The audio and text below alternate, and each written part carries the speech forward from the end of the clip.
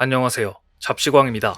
인도는 총 사업비 약 52억 달러, 한화 6조 8,200억 원에 달하는 잠수함 건조 프로젝트 P-75I를 추진하고 있습니다. 인도가 이처럼 막대한 비용을 투자하면서까지 노후 잠수함을 새 잠수함으로 교체하려는 이유는 인도태평양 지역에서 영향력을 확대하는 중국을 견제하기 위해서입니다.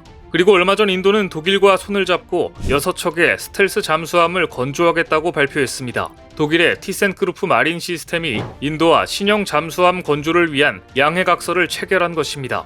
독일 마린 시스템이 엔지니어링과 설계 및 컨설팅 지원을 담당하고 인도가 잠수함 건조와 납품을 맡는 형식이었습니다. 결국 실제 잠수함은 인도에서 건조됩니다.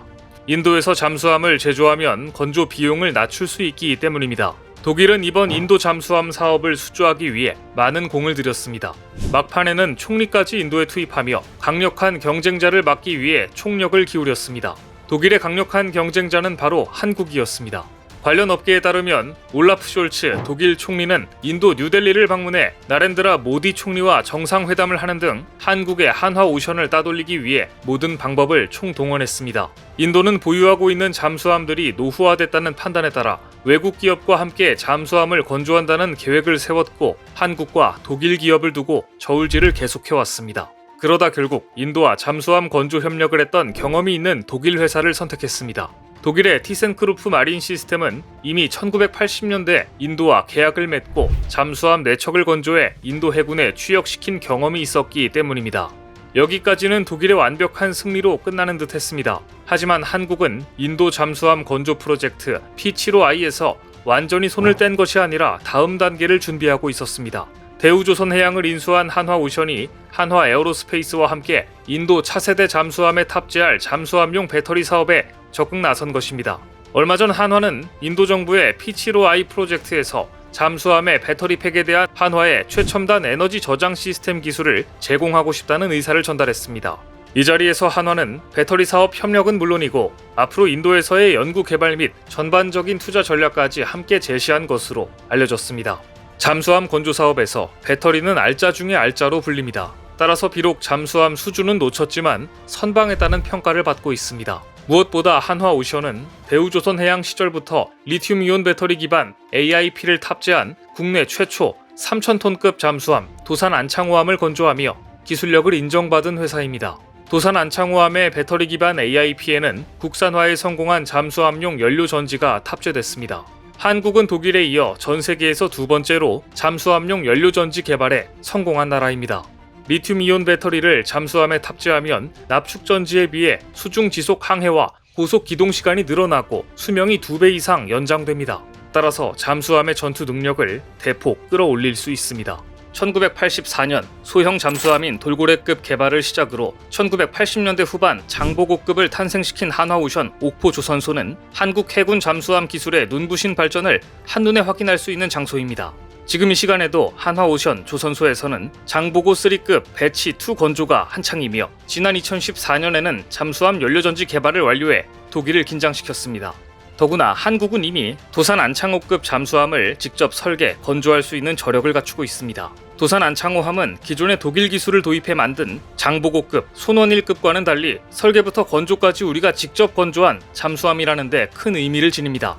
여기에 SLBM을 발사할 수 있는 수직 발사대를 6기 탑재해 적국 해안에 몰래 침투해 수백 킬로미터 바깥에서 목표를 정밀 타격할 수 있습니다. 그래서 도산 안창호함의 별명은 바다의 조용한 저격수입니다. 도산 안창호함의 장점은 삼축체계, 가운데 킬체인 즉 시한성 긴급 표적 선제 타격과 KMPR, 대량 응징 보복 체계를 바다에서 구현할 수 있다는 점입니다.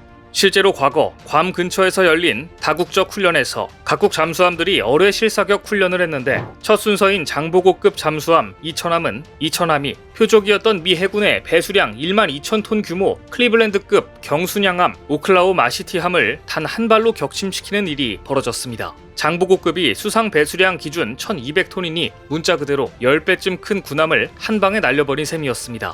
원래 클리블랜드급은 덩치가 큰 만큼 어뢰 한 발만으로는 격침시키기 어려워서 표적으로 쓰였는데 실제로 한국은 단 한 발 만에 바닷속에 가라앉혀 미국을 포함해 순서를 기다리던 다른 나라 잠수함들은 이날 사격을 포기해야 했습니다. 이날 미 해군은 원샷, 원힛, 원싱크라는 말로 장보고급 잠수함인 이천함의 해군들을 칭찬했습니다. 과거 한국은 미국과 독일의 기술을 따라잡으려 애썼던 시절이 있었습니다. 하지만 지금 한국은 독자적으로 잠수함 배터리를 만들고 도산 안창호급 잠수함을 직접 설계, 건조하며 마침내 재진제 국산화에까지 성공한 나라가 되어 있습니다. 6월 15일 한화오션은 올해 함정의 진동과 소음을 줄여 작전 성능을 높여주는 도료 재진제의 국산화에 성공했다고 공식 발표했습니다. 재진제는 수상함과 잠수함 등 함정의 위치가 상대에게 노출될 위험을 낮춰 은밀한 작전 수행을 돕는 제재입니다. 재진제는 지난 30년간 미국과 독일 등 수입에 의존해왔지만 공급사에서 요구하는 최소 주문 수량 조건을 맞추기 위해 필요 이상의 도료를 발주하는 경우도 있었습니다.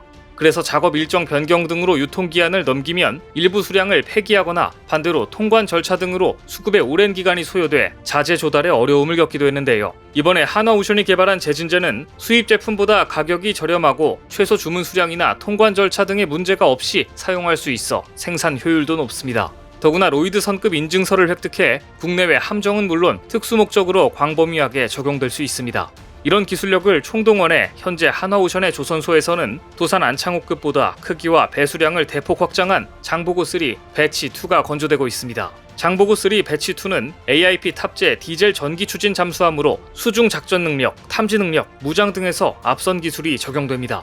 폴란드는 한국이 잠수함 설계 및 건조 능력과 배터리 기술까지 모든 것을 할 수 있다는 것을 알고 있습니다. 더구나 K2 흑표 전차 1000대, K9 자주포, 670문, 초음속 경공격기, FA50 48대 등 지난해 국산 무기를 대거 구매하며 한국 방산에 대한 만족도가 워낙 큰 나라이기 때문에 잠수함 구매 사업을 진행한다면 잠수함도 한국에서 구매할 가능성이 높다는 게 업계의 전망이었습니다. 그리고 마침내 얼마 전 국방장관이 이런 발언을 했습니다. 마리우시 부아슈차크 폴란드 부총리 겸 국방부 장관은 지난 24일 수도 바르샤바에서 열린 디펜스 24데이 컨퍼런스에서 올해 잠수함 도입을 위한 오르카 프로그램을 시작할 것이라고 밝혔습니다. 부아슈차크 장관은 도입 예정인 잠수함의 대략적인 요구 성능도 소개했습니다. 수중에서 고속으로 장기간 은밀하게 기동할 수 있어야 하며 어뢰는 물론 침략자의 영토 깊숙이 있는 목표물을 타격할 수 있는 순항미사일을 운용할 수 있어야 한다고 말한 것입니다. 그러면서 이런 말을 덧붙였습니다. 수주 경쟁에 유럽뿐만 아니라 그 너머에 있는 파트너들도 초대하고 싶다. 즉, 입찰 참여 대상을 유럽 업체만으로 제한하지 않겠다는 뜻을 밝힌 것입니다.